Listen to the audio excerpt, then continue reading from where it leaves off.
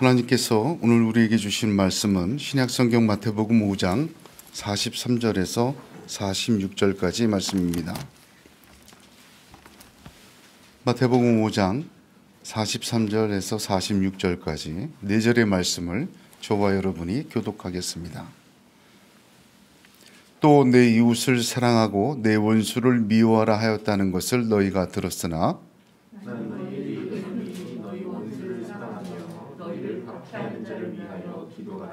이같이 한즉 하늘에 계신 너희 아버지의 아들이 되리니 이는 하나님이 그 해를 악인과 선인에게 비추시며 비를 의로운 자와 불의한 자에게 내려주심이라.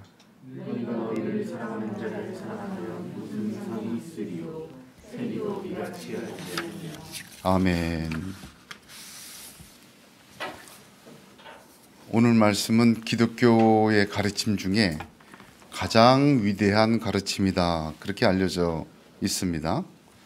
그럼에도 불구하고 공산주의를 만든 칼 막스는 이 말씀에 대해서 이렇게 평가합니다.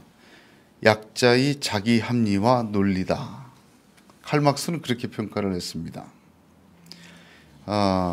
역사상의 실제적인 증거를 보면 이 말씀으로 엄청난 순종을 이뤄낸 분도 있고, 이 말씀 도저히 불가능한 것이다, 그리고 그냥 그랬으면 좋겠다라고 해석한 분도 많습니다. 그러나 오늘 이 시간 저와 여러분에게는 하나님이 열매 맺는 말씀 되기를 주님의 이름으로 축복합니다. 거룩한 나무로 세워지는 저와 여러분의 새로운 존재의 뿌리가 또 한가득 깊숙이 내리는 은혜가 있기를 간절히 소원합니다. 산상수 마태복음 5장의 팔복 말씀 다음에 예수님께서 주셨던 말씀은 굉장히 구체적인 또 혁명적인 말씀들입니다. 그 첫 번째가 나에 대한 것이었죠. 나에 대한 말씀. 살인, 간음, 말에 대한 것이었습니다. 그리고 두 번째는 바로 너에 대한 말씀입니다. 너에 대한 말씀. 내게 다가오는 너. 어떻게 할 것이냐? 처음에는 악한 자, 두 번째는 오늘 말씀처럼 원수, 세 번째는 사람들의 평판이다. 그리고 세 번째, 주님의 구체적인 가르침은 하나님에 대하여 우리가 어떤 뿌리를 가져야 되느냐. 그리고 네 번째는 하늘나라에 대하여 우리가 어떤 뿌리를 가져야 되느냐. 그렇게 말씀하여 주셔서 산상수훈은 끝나고 것을 보게 됩니다. 오늘 저와 여러분은 두 번째 파트, 바로 내게 다가오는 너 중에 악한 자에 이어서 원수에 대하여 함께 주님의 말씀 듣기를 원합니다. 이 말씀을 지금 2000년 전 산 아래서 예수님의 말씀을 듣는 이 사람들에게는 굉장히 생생한 말씀이었습니다. 왜 그런가 하니 그 당시 유대인들은 로마의 식민 지배하에 있었기 때문입니다. 지금은 일제시대 때 살던 분은 여기 계시나 안 계시나 모르겠는데, 우리 애들 어른들 보면 일본 식민지 시절의 수탈과 박해를 알고 있지 않습니까? 이 앞에 앉아있는 유대인들에게 로마의 식민 지배는 굉장히 힘들었습니다.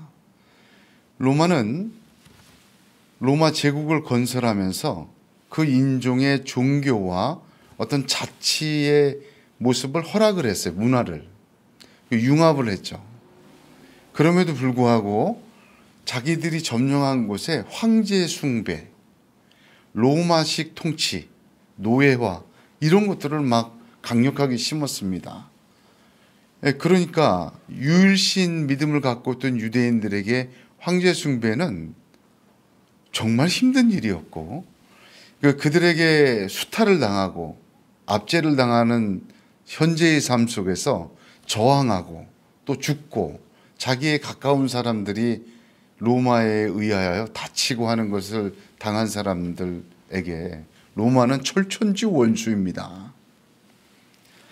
현존하는 눈에 보이는 저항할 수 없는 힘을 가진 원수가 눈앞에 있는 사람들에게 예수님께서는 내 원수를 사랑하며 너를 박해하는 자를 위하여 기도하라고 말씀하시는 것입니다. 굉장한 도전입니다. 얼마나 큰 도전이겠습니까? 저와 여러분에게 오늘 우리나라가 식민 지배를 지금 당하고 있는 것도 아니고 뭐 수탈과 어떤 강압적인 어떤 그런 상황이 없는 저와 여러분에게 원수는 누구입니까? 시편 25편 19절을 보면 내 원수를 보소서 저희가 많고 나를 심히 미워함이니이다. 다윗이 이렇게 기도했는데 원수 많은 것이다. 그래서 제가 성경을 한번 찾아봤어요. 성경에서 원수라는 말이 몇 번 나오는가 찾아봤더니 220번 정도 원수라는 말이 나와요. 이웃이라는 단어는 몇 번이나 나올까? 그것도 찾아봤습니다. 이웃이란 단어 133번 나오더라고. 그러니까 원수에 대하여 2배나 많이 성경이 언급하고 있어요. 나는 원수 없는데, 나는 원수진 사람 없는데. 그런데 영어 성경 킹 제임스 버전을 보면 여기 44절을 다르게 번역해 놓았습니다. 그것은 헬라어 원본이 다르기 때문에 그래요. 표준 원본, 뭐 여러 가지 원본이 있는데 조금씩 상이합니다. 근데 그 킹 제임스 버전을 가장 기준으로 치는데 우리나라 개역 성경에는 없는 번역도 들어있어요. 어떻게 들어있냐면 나는 너희에게 이르노니 너희를 저주하는 자를 축복하며 너희를 미워하는 자들에게 선을 행하며 너희에게 악행하고 박해하는 자를 위하여 기도하라. 이렇게 좀 더 자세하게 기록이 되어 있습니다. 저는 이것이 맞다고 생각하는 것이 왜냐하면 누가복음 6장을 보면 원수를 사랑하라는 말에 같은 본문이 있어요. 병행 본문이라고 하는데 그것을 제가 읽어보면 이렇습니다. 너희 원수를 사랑하며 너희를 미워하는 자를 선대하며 너희를 저주하는 자를 위하여 축복하며 너희를 모욕하는 자를 위하여 기도하라. 누가복음 6장 27절 28절입니다. 그러니까 이 부분에 대한 부분이 단순히 원수라는 한 명이 아니라 누가복음에 또 풀어져 있고 다른 헬라어 원본에는 자세하게 기록된 것처럼 나를 미워하고 나를 모욕하며 내게 저주하고 더 나아가 내게 악행을 저지르는 자를 통칭한 뜻이 원수다. 그렇게 이해하시면 좋겠습니다. 자기 유익을 위해서 또 이유도 없이 내가 뭐 잘못한 것도 아닌데 그 원수라는 너가 더럽고 악하기 때문에 일방적으로 나에게 저주하기도 하고 모욕하며 미워하고 더 나아가 악한 행동을 내게 막 저지르는 거예요. 그것 다 원수로 통칭될 수가 있습니다. 우리는 때때로 모욕을 당하면 심히 힘들어합니다. 모욕당하고 어떻게 보면 저주까지 하는 사람도 만나게 되고 이유도 없이 내게 악한 행동을 베푸는 사람을 만나게 됩니다. 그러니까 이런 사람 누구죠?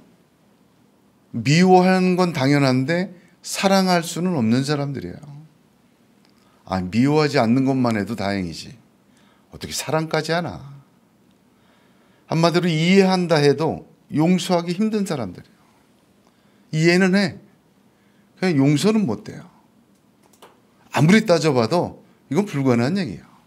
여러분 그런 사람을 만나게 됐을 때 어떻게 하라고 주님이 가르치십니까?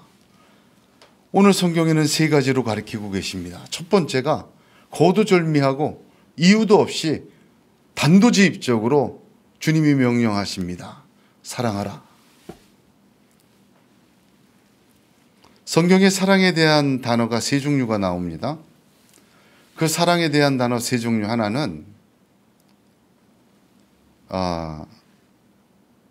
인간적인 사랑, 그러니까 형제 간의 우애 같은 뭐 프렌드십이라고 얘기할 수도 있죠.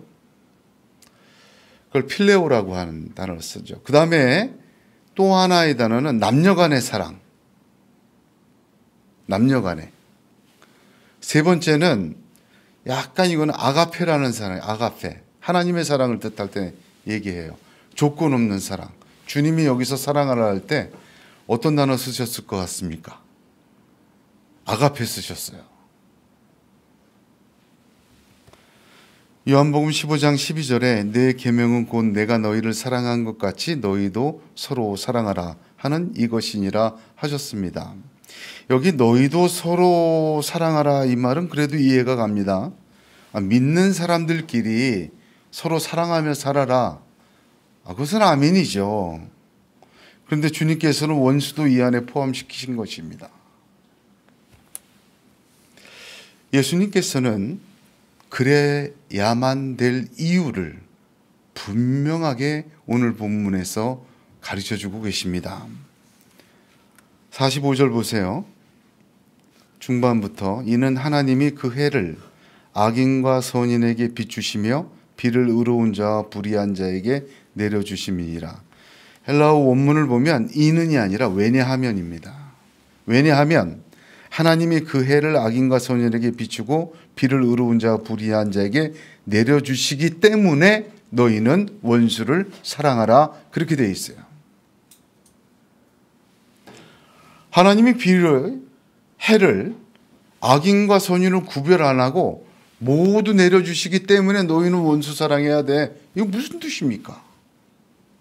신학자들은 이것을 일반 은총이라고 얘기를 해요. 하나님의 은총은 두 가지다. 일반적인 은총이 있고 특별한 은총이 있다. 일반적인 은총은 공기 숨쉬게 해주시고 비 내려주시고 햇빛 비춰주시고 그런 일, 악인과 성인 가리지 않고 다. 특별 은총은 무엇이냐? 예수 믿고 구원받고 하나님 자녀 되는 거. 이건 특별한 은총이다. 이렇게 구별을 합니다. 아더 핑크라는 유명한 주석학자, 제가 좋아하는 분이죠. 해와 비를 악인과 선인에게 다 주는 것은 창조의 은혜다. 그리고 예수 믿고 구원받은 것은 구속의 은혜다. 이렇게 구분을 해줘요. 이게 일반적인 이야기입니다. 그러나 저는 그렇게 보질 않습니다. 창세기 8장 22절을 보면 땅이 있을 동안에는 심음과 거둠과 추위와 더위와 여름과 겨울과 낮과 밤이 쉬지 아니하리라. 언제 하신 말씀이죠? 노아에게 홍수로 세상과 땅을 멸절한 후에 하나님이 노아에게 자신이 언약하신 것입니다. 그래서 저는 주님의 이 말씀은 분명히 하나님의 언약에 기초한 말씀이다. 창조의 은혜나 일반 은총이 아니라 하나님의 언약에 의한 은혜다. 저는 그렇게 고백합니다. 하나님께서 홍수로 세상을 심판하신 후에 자신이 자기를 두고 맹세하셨어요. 내가 너희 악행으로 인하여 다시는 땅을 저주하지 않을게. 해가 있고 비가 있고 심과 고든 추위와 더위 계속할 거야.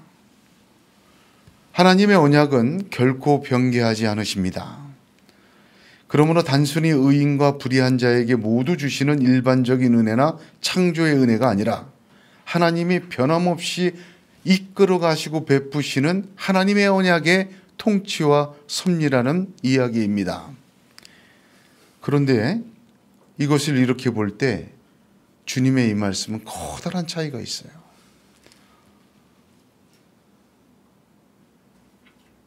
아무리 하나님께서 악인과 선인에게 비를 우리에게 똑같이 내려주니까 일반 은총이니까 같은 은혜 받고 사는 처지니까 그 원수를 사랑해라. 이해가 안 돼요. 이러면. 그러나 이 말씀을 하나님의 언약과 통치에 의한 섭리라고 받아들일 때 완전히 이해가 되더라고요. 그렇습니다. 원수도, 우리의 원수도 하나님의 언약과 통치의 섭리 안에 들어 있습니다.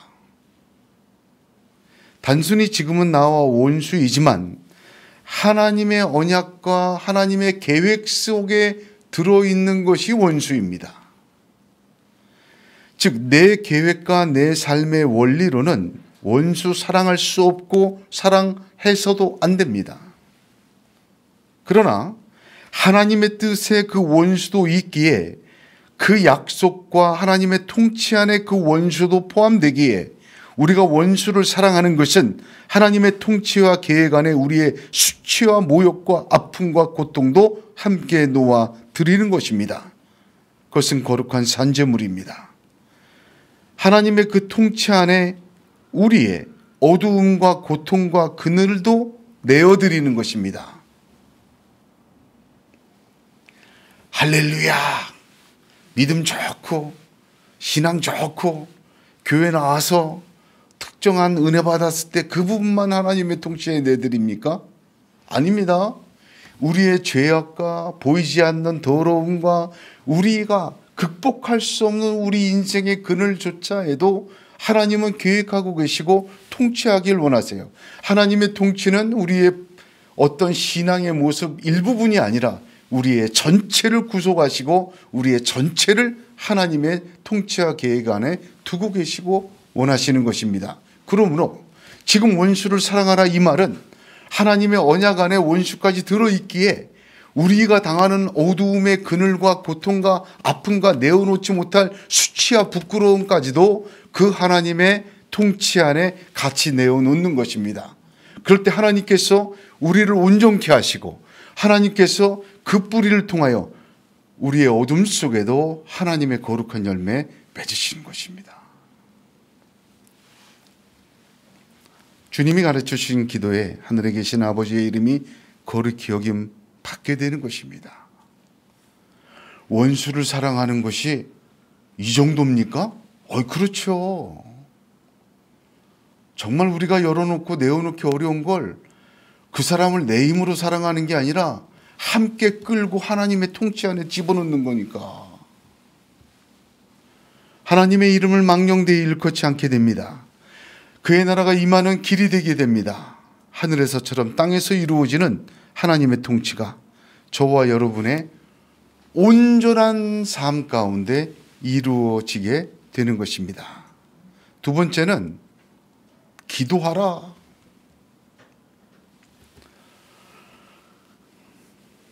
본문에는 박해하는 자를 위하여 기도해라 그렇게 되어 있습니다.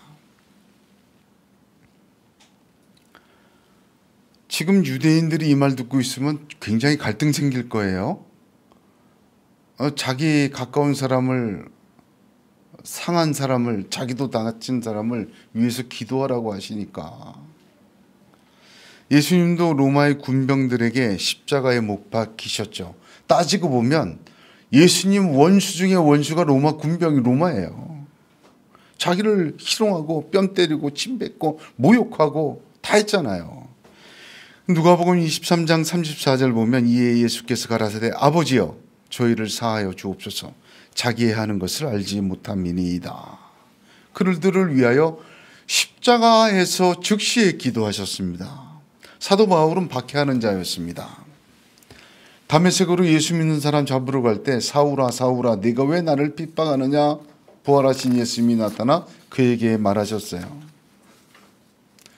그리고 눈이 멀게 됩니다. 눈이 멀고 사흘 동안 식음을 전폐했어요. 아나니아를 만나서 눈에 비늘이 떨어지고 다시 온기를 회복하고 그 즉시의 말씀을 증거하기 시작했습니다. 사람들이 못 믿었어요. 3일 동안에 사람이 어떻게 이렇게 180도로 바뀌냐. 근데 그 사이에 3일 동안 무슨 일이 있었나? 사도 바울에게 사도행전 9장 11절에 주께서 가라사대 일어나 집 가라 하는 거리로 가서 유다 집에서 5 사울이라 하는 자를 찾으라. 저가 기도하는 중이다. 식음을 전폐하며 부활하신 예수를 만나고 사도 바울은 기도하는 중이었습니다. 전심으로 기도합니다. 그 기도하는 중에 예수를 박해하는 자에서 예수를 전하는 자로 순식간에 변화되고 성령 충만하게 됩니다. 기도하라는 이 명령은 그래야 되겠다는 다짐이 아니에요. 즉각적이고 강력한 명령입니다. 내가 고통당하는 그 순간에 기도하는 것입니다. 십자가상에서 못 박힌 채로 기도하신 주님의 분을 따르는 것입니다. 고린도후서 4장 8절에서 10절에 우리가 사방으로 우겨쌈을 당하여도 쌓이지 아니하며 답답한 일을 당하여도 낙심하지 아니하며 핍박을 받아도 버림받지 아니하며 거꾸로 뜨림을 당하여도 망하지 아니하고 우리가 항상 예수 죽인 것을 몸에 짊어짐은 예수의 생명도 우리 몸에 나타나게 하려 함이라. 아멘 할렐루야. 여러분 이렇게 하는 거 목사님은 그렇게 하세요? 저도 잘 못해요. 그런데 그런 순종이 있을 때 어떻게 됩니까? 예수의 생명이 우리 몸에 나타납니다. 할렐루야. 다니엘서 9장 23절 보세요. 곧 내가 기도를 시작할 즈음에 명령이 내렸으므로 이제 내게 구하러 왔느니라. 너는 크게 은총을 받은 자라. 그런즉 너는 이 일을 생각하고 그 이상을 깨달을지니라. 언제? 내가 기도를 시작할 즈음에 명령이 내렸으므로. 하나님은 우리가 기도하겠다 하고 시작할 즈음에, 마음 먹은 게 아니에요. 기도를 시작하는 거예요. 마음만 먹어서 안 됩니다. 그 즉시에 기도를 시작할 즈음에 하나님은 천사를 명령하셔서 그를 깨닫게 하시고 그를 보호하시고 하나님의 놀라운 역사를 일으켜 주십니다. 왜요? 기도하는 자이니까. 말씀대로 순종하는 자이니까 하나님이 해주시는 것입니다.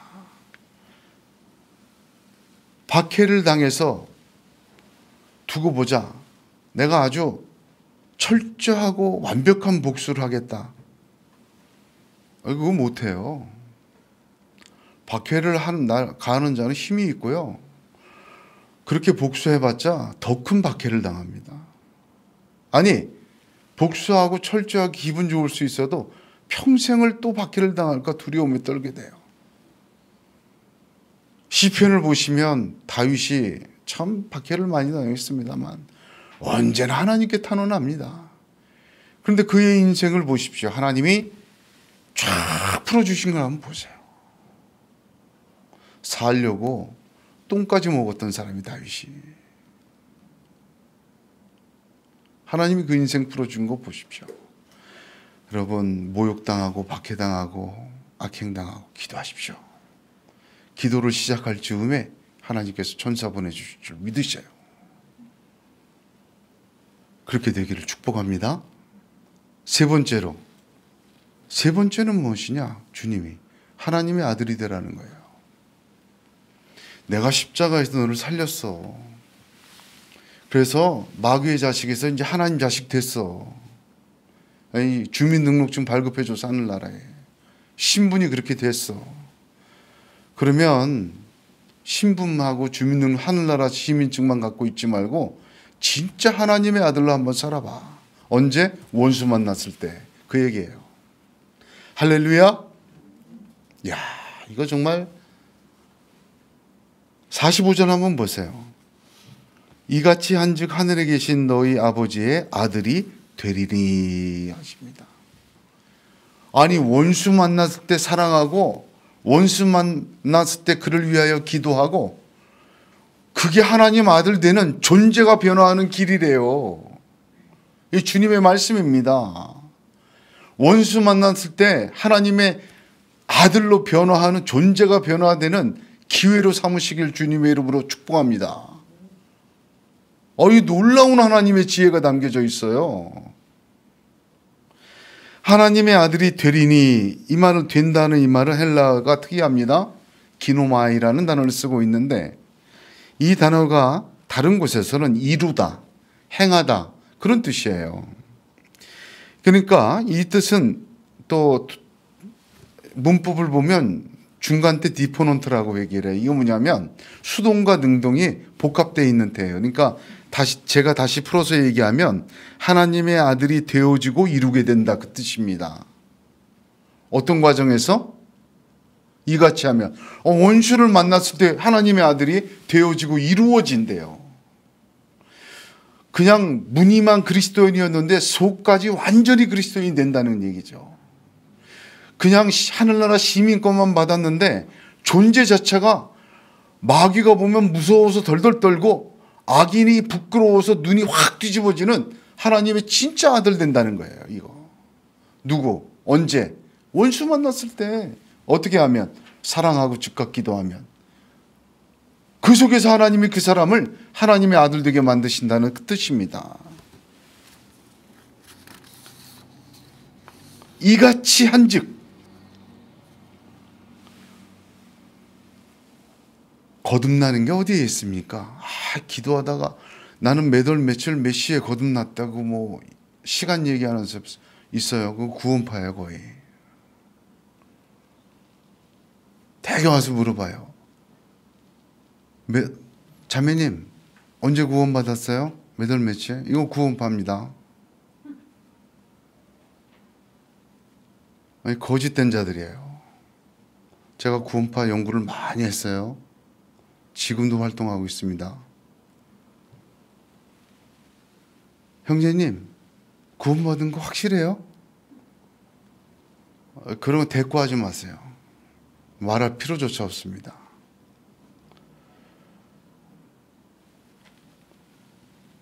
이같이 한즉 거듭나게 되는 거예요. 아이 목사님 기도해야죠. 기도하다가 환상보다 거듭나고 갑자기 몸이 뜨거워져 갖고 뒤집어지고 천만에 그래 거듭나는 거 아니에요. 이같이 한즉 한마디로 순종할 때 거듭납니다. 믿음으로 구원받고 순종함으로 거듭납니다. 할렐루야. 왜? 거듭나는 건 두 번 나는 건 사람의 역할이 아니에요. 하나님의 역사예요. 하나님의 역사는 하나님의 뜻대로 할 때 나타나는 거예요. 그래서 믿음으로 구원받고 순종으로 거듭나십시오. 할렐루야. 이런 위대한 역사는 하나님의 상 주심입니다. 46절 보면 너희를 사랑하는 자를 사랑하면 무슨 상이 있으리요 했죠. 하나님은 반드시 상 주세요. 히브리서 11장 26절을 보면 모세를 이렇게 얘기합니다. 그리스도를 위하여 받는 능력을 애굽의 모든 보호보다 더 큰 제물로 여겼으니 이는 상 주심을 바라봅니다. 아니 모세 같은 분도 상 주심을 바라봤대요. 애굽의 보화 아유 하늘의 상급하고는 견줄 수가 없어. 믿음이 없이는 하나님을 기쁘시게 하지 못한다고 하였습니다. 하나님께 나아가는 자는 반드시 그가 계신 것과 또한 그가 자기를 찾는 자들에게 상 주시는 자이심을 믿으시길 바랍니다. 이렇게 우리가 원수가 만난 게 이런 기회가 될 줄은 몰랐을 거예요. 저와 여러분 이제 원수 나를 모욕하고 폄하하며 악행을 일삼고 까닭없이 자기를 위해서 악한 짓을 저지르는 정말 사랑하기 어려운 불가능한 원수를 만날 때 하나님의 진정한 자녀로 거듭나는 기회로 되시기를 축복합니다. 하나님이 그 상을 주십니다. 세리의 사랑을 하지 마세요. 그래서 차원이 다른 겁니다.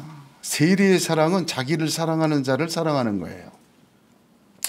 받은 만큼 내가 사랑해 주는 거야. 세리도 한다 이거죠. 당시의 세리는 누구입니까? 민족 반역자 아닙니까?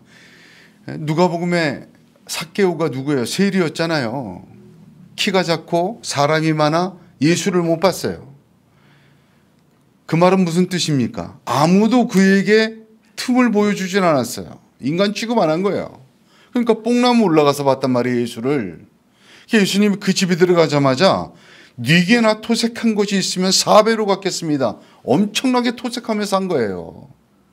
그러니까 사람들에게 동족을 수탈해 가면서 부를 키운 사람이에요. 그게 세리예요. 어떻게 보면 가장 인간 취급 못 받는 밥도 같이 안 먹는 세리의 사랑이 나를 사랑하는 자를 사랑해 주는 거예요. 그 세리의 사랑입니다. 저와 여러분은 하나님 아들의 사랑하며 살 수 있기를 바랍니다. 하나님이 힘 주세요. 안 돼요? 기도하세요. 안 돼요? 사랑하라. 순종하세요. 거기에 하나님의 아들이 우리 겉만 아니라 속까지 물들여지는 놀라운 거듭남의 역사 이루어질 줄로 믿습니다. 하나님의 뜻대로 해야 하나님의 상을 주시죠. 무슨 말인지 아닙니까? 규칙대로 뛰어서 1등 해야 상을 받지. 100m를 뛰어야 되는데 중간부터 뛰면 반칙하면 상 못 주지. 줄래야 줄 수가 없지. 여기서 출발해서 저기 골이 내야 상을 주는데 거꾸로 걸어서 거꾸로 뛰면 상을 주겠습니까? 무슨 말이냐? 하나님의 상은 하나님의 뜻대로 해야 받는 겁니다. 아주 간단한 이야기죠. 본문 43절 한번 보십시오. 내 이웃을 사랑하고 내 원수를 미워하라 하였다는 것을 너희가 들었다. 이거 하나님의 뜻대로 아니에요. 하나님의 방식이 아니에요. 왜? 성경에 없는 말이니까. 내 이웃을 사랑하는 말은 있어요. 내 원수를 미워하라는 말은 성경에 한 구절도 없습니다. 근데 랍비들은 그렇게 가르쳤어요. 반칙이에요. 하나님의 뜻대로 가르친 게 아니에요. 근데 왜 그렇게 가르쳤냐? 그게 중요하잖아요. 레위기 19장 18절을 보면 그들이 말한 이 말의 근거예요. 원수를 갚지 말며 동포를 원망하지 말며 이웃 사랑하기를 내 몸과 같이 하라. 나는 여호와니라. 이 말씀 갖고 이렇게 얘기한 거예요. 그런데 존 스토트 목사님은 이 해석을, 이들의 랍비들의 해석을 이렇게 얘기했습니다. 뺄 것은 빼고 더할 것은 더해놨다. 지들 편한 대로. 그렇게 해석을 했어요. 자, 뭘 뺐냐? 이웃의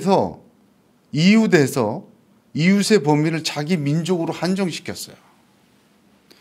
그런데 레위기 19장 18절만 봐도 원수를 갚지 말며 동포를 원망하지 말며 이웃 사랑하기를 내 몸과 같이 하라. 이 말씀 밑에를 보게 되면 이웃의 개념이 그들에게 자기 동포에게 제한된 게 얼마나 잘못된 이야기인지를 알 수가 있습니다. 레위기 19장 18절이 이 근거인데 33절에는 이렇게 되어 있어요. 타국인이 너희 땅에 우고하여 함께 있거든 너희는 그를 학대하지 말고 너희와 함께 있는 타국인을 너희 중에서 나은 자같이 여기며 자기같이 사랑하라. 너희도 애굽 땅에서 객이 되었는지라. 나는 너희 하나님 여호와. 이걸 쏙 빼먹은 거예요. 이거 빼먹고 이웃은 자기 민족끼리 동포로 한정을 시켰어요. 그리고 원수를 갚지 말라 그랬는데 원수를 미워하라고 가르쳤어요. 이웃은 축소시키고 원수는 확대해 버렸습니다. 우리 외에 다 원수다. 이렇게 얘기한 거예요. 이방인도 원수, 우상숭배자 원수, 우리를 압제하는 로마도 원수. 완전히 갈라치기 한 겁니다.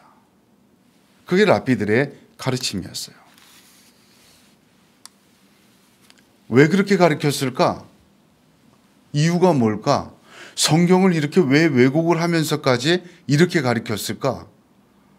성경대로 가르쳤다간 랍비들이 이스라엘의 현실을, 역사를 부정하게 돼 있어요. 43절이 좀 아주 이웃을 사랑하며 원수를 미워하라. 이게 대칭구조라고 얘기를 하거든요.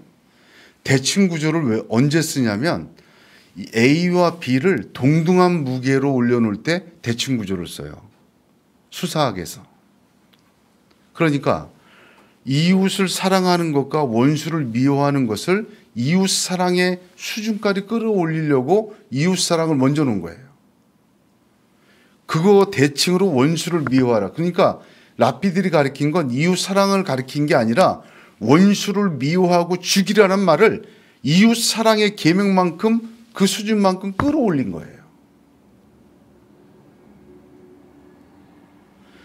이웃 사랑의 수준만큼 원수를 미워하라는 것을 끌어올리기 위하여 랍비들은 두 계명을 있지도 않은 것을 갖다가 있는 것에다가 붙여놓은 거예요. 그러니까 랍비들의 가르침은 원수를 미워하는 것을 어떻게 한 거야? 정당화시켜준 거예요. 동포를 사랑하는 만큼 원수는 죽여야 된다. 그 왜? 그러고 있거든. 이건 안 가르쳐도 그러고 있어요. 지금도 팔레스타인 얼마나 잔인하게 민족 전체를 죽이려고 하잖아요.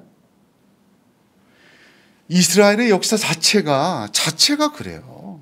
이스라엘 역사 자체가 그러고 살고 있어요.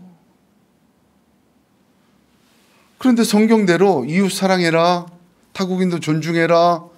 원래 성경의 말씀은 하나님의 뜻은 그게 아니거든요. 그렇게 얘기하면 어떻게 됩니까? 그들의 역사와 정당성과 폭력 모든 것을 부정하게 돼요.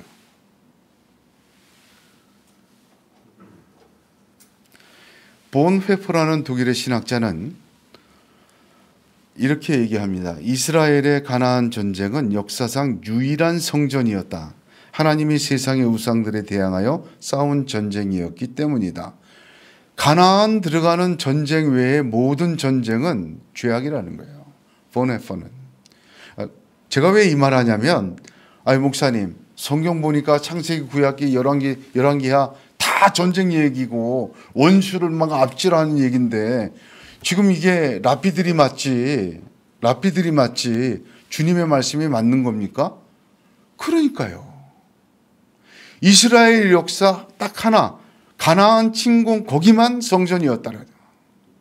이 나머지는 뭐냐 전부 이거예요. 그 나머지의 모든 전쟁의 역사는 죄악의 역사예요.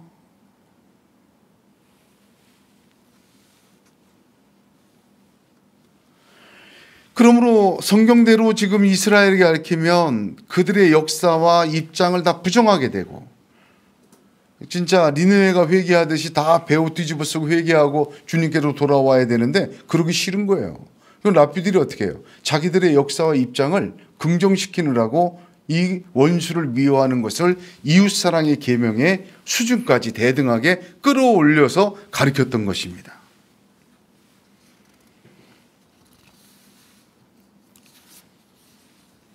한마디로 세리처럼 한 거죠.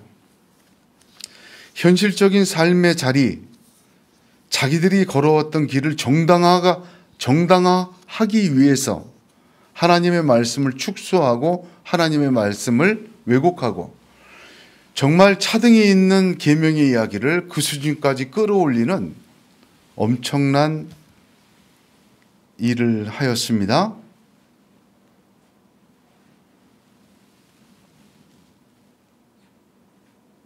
여러분, 말씀을 들을 때 누가 목적이고 누가 기준이어야 되겠습니까? 내가 기준이고 내가 목적이 되어버리면 말씀을 오용하게 돼요. 내 현실을 긍정시키기 위하여 말씀을 사용하면 이런 식이 됩니다. 그런 식이 되면 그 열매가 절대로 아름다울 수가 없어요. 썩은 열매 맺어요.